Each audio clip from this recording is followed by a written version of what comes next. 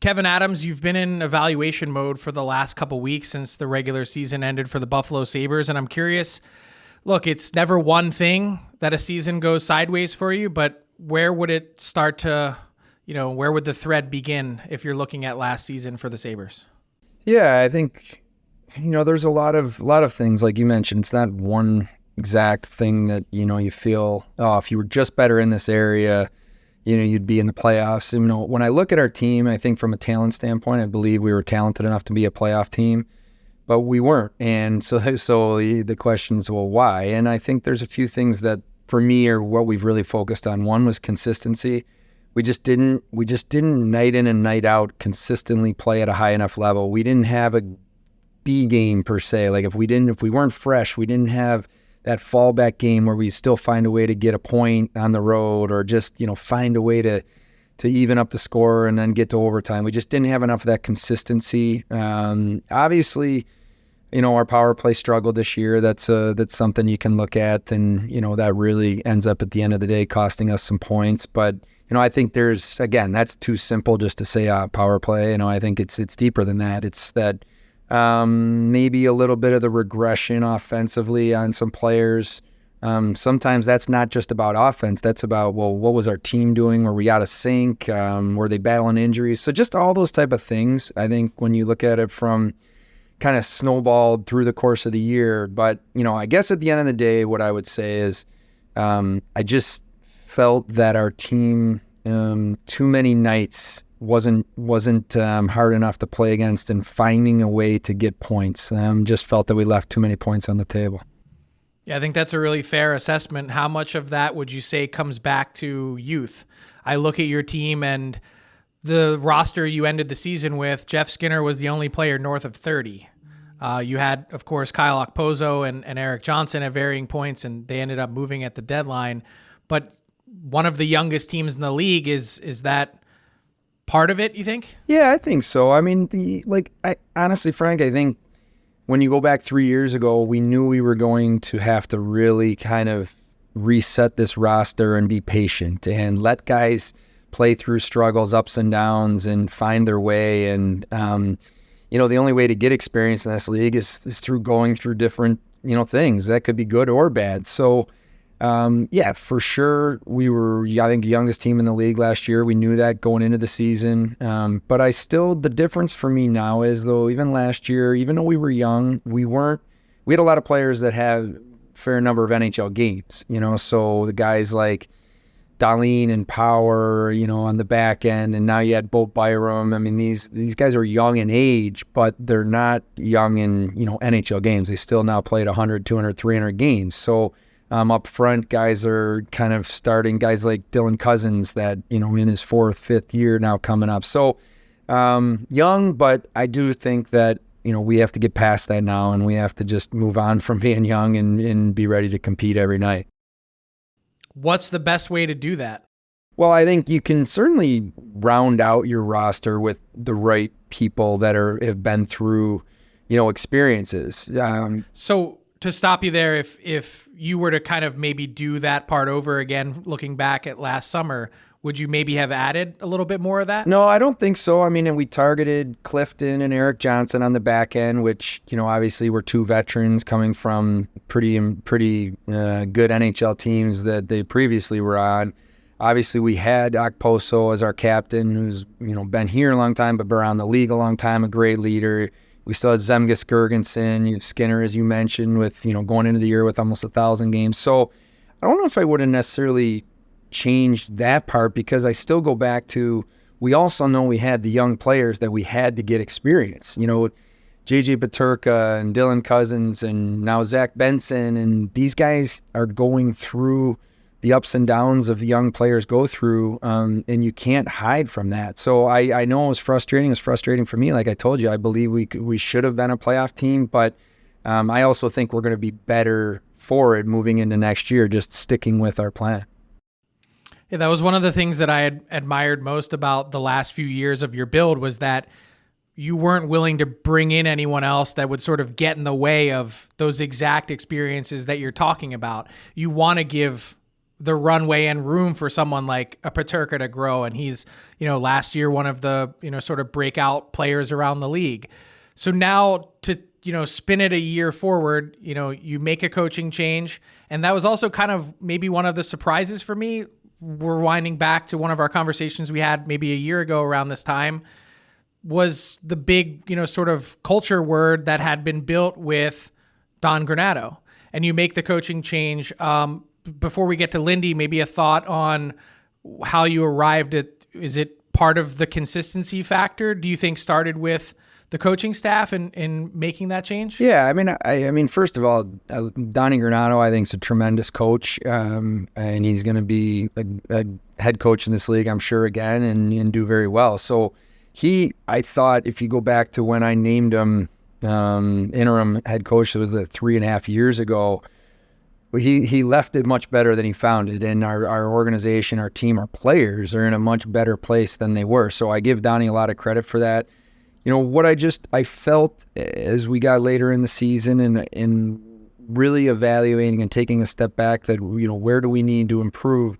I just felt that our team was kind of just almost looking for that leadership out of a coach, of someone who's just been through it, experienced, won a lot of hockey games in this league, won playoff games, has that pedigree. It just felt more and more like that's something that our group needed to take the next step. And, and that's why we made the decision that I made. But it's difficult. Those are hard things. And I think Donnie's, like I said, he's a great hockey coach. And I think a lot of players in that locker room would say they took huge steps, under Donnie, and certainly our team did as well. So when you arrive at Lindy Ruff, walk me through that process. You mentioned all the things that you were looking for. You know Lindy Ruff, have a good idea of what that looks like. Did you have a search, or was this the guy right from the start? Well, I think the first thing is when you make the decision that, okay, I was going to make a coaching change, and that those aren't decisions you just come to quickly. You think a lot about that. And if you're going to do something like that, then you need to have a plan. And why are you doing it? You're not just going to do it to do it. So, I started writing down what exactly I thought our team needed. And some of that I just mentioned. And then it's like, okay, well, who matches that? Certainly Lindy Ruff matches the, pedigree and experience. And, I did spend 4 years on Lindy's staff. So there's something to that I lived it every day. I saw how he interacted with the team. I saw how he could really challenge players and hold them to a high standard, but also how he's evolved over the years and how he's worked with young players. And he's also learned how to maybe coach the Jack Hughes type of players that are elite young players that are looking to build, need a relationship with the coach. All that matters. So certainly Lindy was someone that I had written down on, a piece of paper pretty quickly, but I also know there's a lot of other good coaches out there. So I spent time, I wrote down names that I thought made sense. And it wasn't just me by myself. Obviously there was other people involved going through this process with me. I had conversations. But one thing I started feeling quickly was with each conversation I had with potential other candidates, and they were great, it just almost confirmed as I went back to talk to Lindy again that this was the right guy to lead our team. And, the fact that he's got a history with the Sabres organization or in the community of Buffalo, that's an added bonus. It's really, for me, about helping our team get better now. And I just felt he was the right person to do that.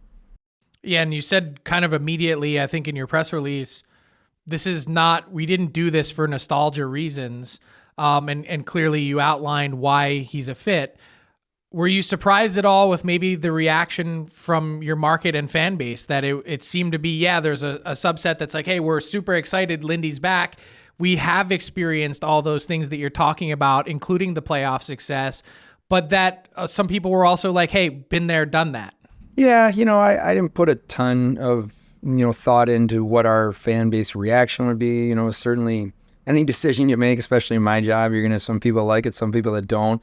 But, what I think was important to help people understand was 12 months ago, Lindy Ruff was coaching a team in the second round, of the NHL playoffs. He was up for the Jack Adams Award last year, one of the top coaches in the league, and took a team that was talented and young in New Jersey to an expectation of winning game in and game out. So that just happened, within the last year. And then you add the other stuff that I'm talking about, just the experience of being able to stand up in front of our group that's, as we talked about, that's still young, impressionable, and saying, guys, this is how we need to play in this league to win. And he has that credibility that I think our team was kind of craving. And so, I get it. But like I said, the fact that he's connected and he's, has a history in the organization, even the fact that I had a relationship from previously with him, that's just an added bonus. For me, it was just about finding the right fit for what I truly felt our group needed.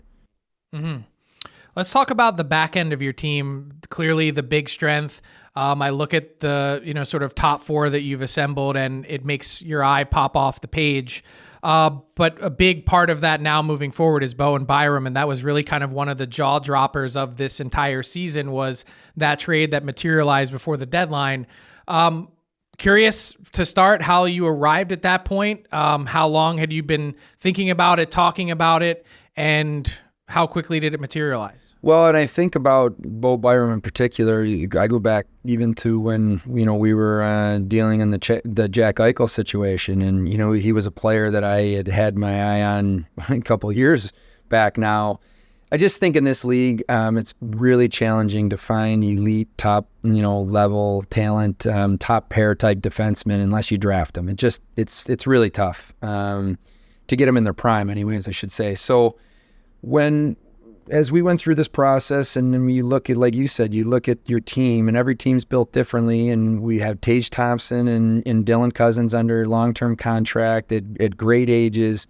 I am a big fan of Casey Mittlestadt. I love him as a person. I think he's an excellent hockey player, and I was not actively looking to trade Casey.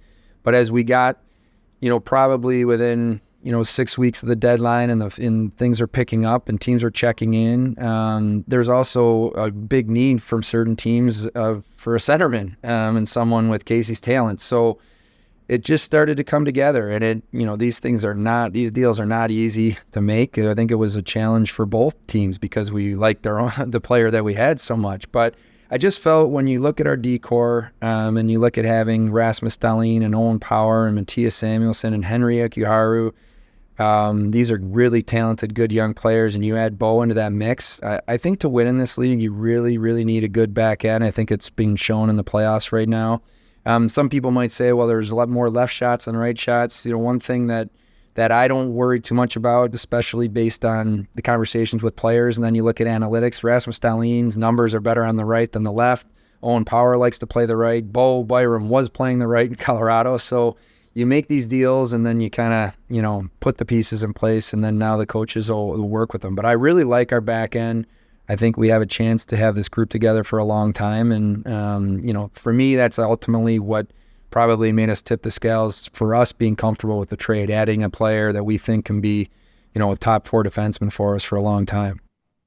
Was it a long run up to that trade, or was it something that happened quick? Well, long because, these things, you're not making these quickly. I would say that long meaning, weeks and weeks of conversations, and, before you even, go down that road, it's like, okay, we need to get out there and watch this player play. They need to watch our player play. So you're having ongoing conversations, but I think there was an urgency, especially Colorado saw an opportunity to get a, centerman in their prime. And he's a tremendous player, and he's helping them right now. So it made sense, I think, probably both sides. And when you look at Bo Byram and the impact that he made on your team in a relatively short period of time, how much of that trade is sort of a bet on the upside that he still hasn't even really scratched the surface of yet, in the sense that, look, he's had a really strong career to this point, a big part of, their run to a Stanley Cup, but kind of no matter what is always playing behind someone to get opportunity on a Colorado power play, for instance. Yeah, I think that definitely played a role. When you look back at when Colorado won the Cup, I think he, if I remember right, he led their team in even strength minutes during that Cup run as a 20-year-old. That's pretty rare, and he played a big, big role in those playoffs. And yeah, there's some pretty high-end defensemen on that team that they have, so that can play a role. But For me, it wasn't just about what's the upside, because I do think there's a lot more upside in Bo Byram. It was, what else can he bring to the table? I mean, he's a competitive kid. He defends well. He skates well. Obviously done due diligence in terms of his character and his work ethic and professionalism. And that's the type of thing in my job that gives you comfort, because you're like, okay, here's a young, talented defenseman, but this kid's also extremely hungry to get better. He wants to be the best possible version of himself every day. And then when you add him into our group with our kind of talent around him, I think that's a great recipe. So when you look at a trade like that, I guess my big question is, how aggressive will we see Kevyn Adams be this summer? Is it something along the lines of that? Are you going to be active in the free agent market? How do you foresee this playing out? Or is this more sort of moving some pieces around to find better fits? Well, I like our core. I like where our goaltending is at from, the development that UPL took big steps this year. Obviously, Devon Levi is playing tremendous in Rochester right now, and I believe he's going to be a very good NHL goaltender. We just talked about our D. Up front, I think we have some talented young players in our top six that we add to that group potentially. I also think in our bottom six, we could get a little harder to play against. We can be have a little more physicality and identity out of that group. So yeah, we'll be aggressive in the sense of, is there players that we identify out there that we want to, whether that's trades or free agency, for sure. Now, trades aren't as easy. People could say, oh, I'd love to have this guy in your team. It's got to work for both sides. Free agency, we could love him, and a player could have 5 other, teams, and he picks another team. So you don't totally know, but we will be aggressive to make our team is the best we can. But I guess what I like right now is I do like where our core is at. I think we're rounding the team out. We spent the last 3 years really trying to build up that core and build up the key pieces and identify who those pieces were. Make sure we get those players under contract, which we're still in the process of. But now for me, it's an exciting part of how do we take a really good group of players, how do we elevate that, and then how do we round the group out to take the next step.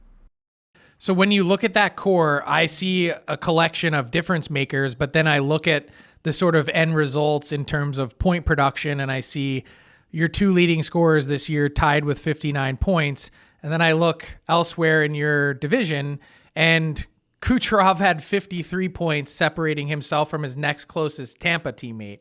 How do you have enough difference makers, I guess is a fair question to ask first. And then if you do, how do you get the rest of them to ramp up, offense-wise? Yeah, I think sometimes it goes hand in hand, right? Like if one player really, takes a big step, sometimes that there's a player on a line that all of a sudden they're together. And what I would use an example of Tuck and Thompson, if Tage gets to 40 plus goals next year, you're probably going to see Alex Tuck's numbers a little bit higher. And it's just, some of that is common sense, but I think that's just the way the league works. A lot of times you'll see that. JJ Peterka took a big step. Before Jack Quinn had his second injury, Peterka, Cousins, and Quinn were really, really playing at a high level. And, so there's some really good young talent there. I think those guys pushing each other internally for ice time, for power play minutes will only help our group. And then, I like where we have some of the depth, like the Jordan Greenways of the world that really are nice, kind of that third line, good penalty killer. What kind of year does Zach Benson have? Does he take a step offensively? We know he's an offensive player, but it's not easy to do at 18, 19 years old. Will he be more of a third line guy, or is he going to jump into that top 6 and push the guys, in front of him? So those are all the things that some of it will play itself out, but also we want to be proactive to try to support those guys where we can. Mm-hmm. You mentioned UPL, and obviously a big part of your future. Have you begun to work on what that next contract looks like? Yeah, we have. I had initial conversations with Marcus Leto's agent, probably, I want to say March or in that range, where we just sat down in Florida and had a, conversation about where we're at, where he's at.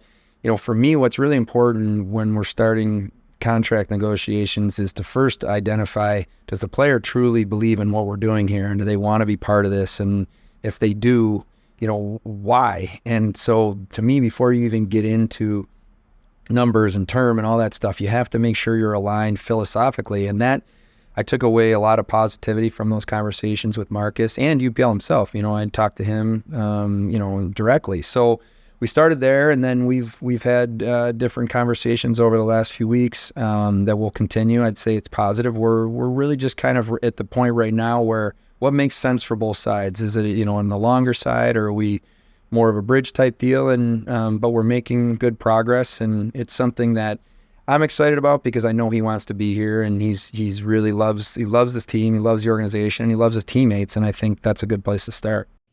You mentioned the huge step forward he took, and kind of, I'll say, how needed that was for your team.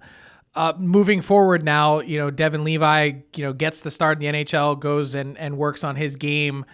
The status of your tandem moving forward, is it kind of set? Does Devon Levi need more time in the AHL? How's it going to work? Well, I don't think time in the AHL ever really hurts anyone, especially the Sure. goalie. So it's something that, we'll have conversations with this summer. But, one thing important for people to know is when we sent Devon down this year a couple different times, I talked to him about this, and I said, this was not performance-based. He had a game here or there where maybe he wasn't where we or he would expect to be, but he's had some phenomenal games in the NHL as well, some big wins and great games this year.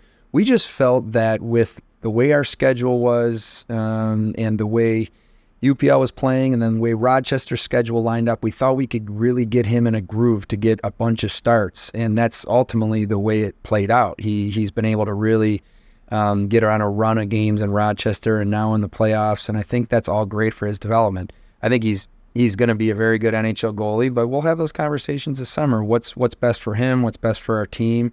But what I do feel confident in is now we've two very good goaltenders that can help us win hockey games, and that's probably the best and most exciting part for me.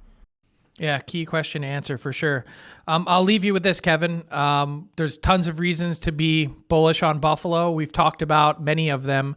One of our previous conversations, one of the big things that stood out to me was that you had said, look, I wasn't here for most of it. I can't wear the last 13 years and what that's been like for this fan base. As you now, it stretches one more season. You don't want to see it. No one wants to see that in Buffalo in terms of the playoff drought. Do you feel any more of it now as the longer it goes on? What's that process like when you're, desperately trying to get this team to where it should be? Yeah, I think it's a fair question. I think it's one we can't hide from. I'm going into year 5 as general manager of this team. I think we've done a lot of really good things in terms of building up our prospect pipeline and setting this organization up for, sustainable success. And that's the stuff you probably heard me say 3-4 years ago, that we needed to really, have patience, and I know nobody wanted to hear that at the time, but I get it.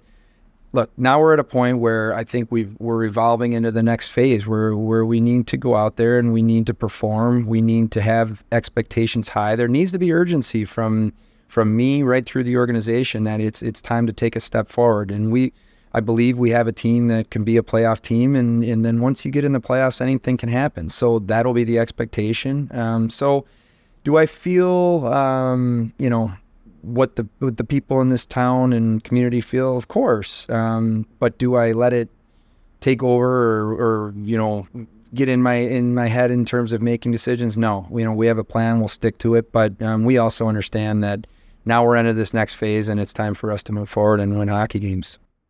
Love hearing that, Kevin. It's been fun watching you put the building blocks in place.